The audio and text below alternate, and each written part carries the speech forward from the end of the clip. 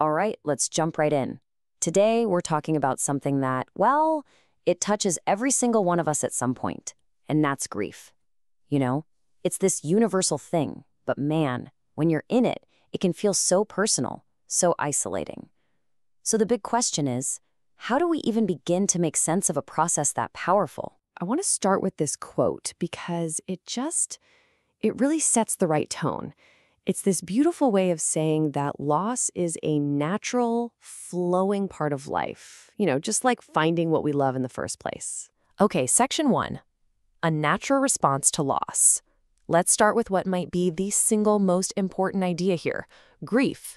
It's not a problem we need to fix. It's not a bug, it's a feature. It's a fundamental and totally human response to losing something or someone we love. You know, our culture often gets this wrong. We tend to treat grief like it's some kind of illness, something you need to get over as fast as you can. But that's just a huge misunderstanding. Grieving is actually a healthy, natural, even necessary process. Yeah, it's incredibly painful, there's no doubt about that.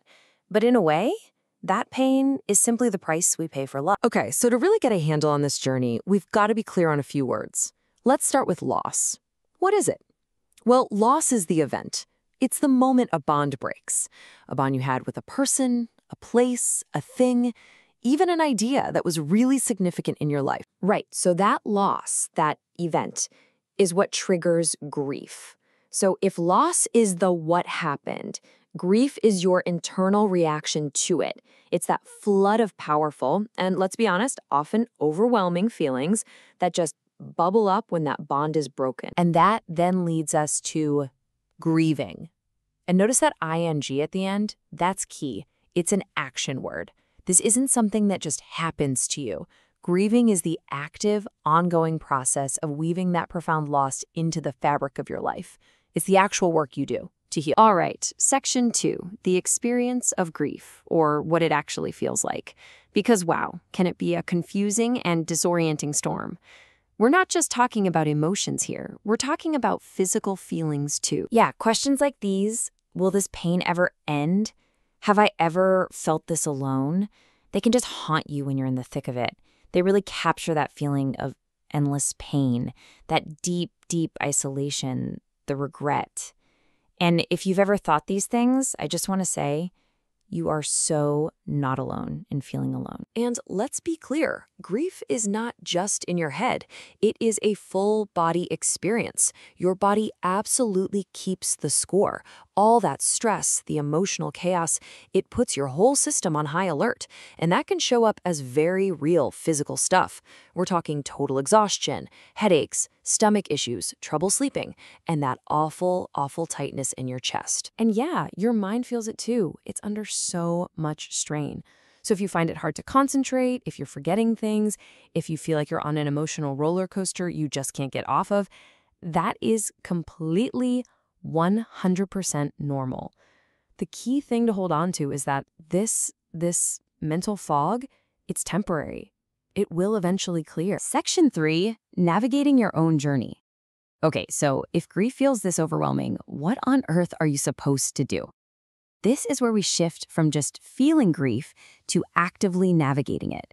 Because yes, there are things you can actually do to help yourself move through it. And here's the crucial thing to grasp. Healing from grief isn't a passive waiting game. It's not just about letting time pass. It's about taking an active role. It demands real intentional effort and, just as importantly, a ton of compassion for yourself. You really are the one in the driver's seat of your own healing. So here are 4 concrete things that can really help. And don't think of this like a checklist you have to do in order. Think of it more like a toolkit. First, and this is huge, give yourself permission to grieve on your own schedule, not anyone else's. Second, create your own rituals to honor and remember. Third, let it out. Express yourself creatively. Write it down, paint it, play some music. And fourth, please don't forget the basics. Your body is carrying this heavy weight, so it needs food, it needs rest, and it needs to move. Okay, let's switch gears for a second. Section 4, how to truly help someone who grieves. What happens when it's not you, but it's someone you love who's going through it? We all want to help, right?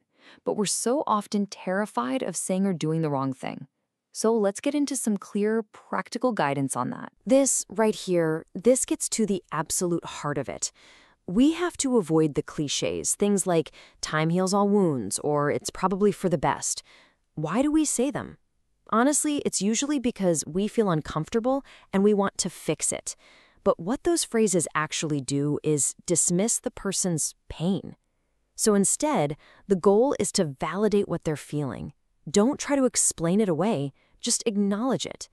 Saying something that shows you get how much the person is missed, that's so much more powerful. Look, if you only remember one single thing from this entire section, please let it be this. The single most helpful, most powerful, most compassionate thing you can possibly do is to just listen. That's it. Don't try to fix it. Don't give advice unless they ask. Just be there.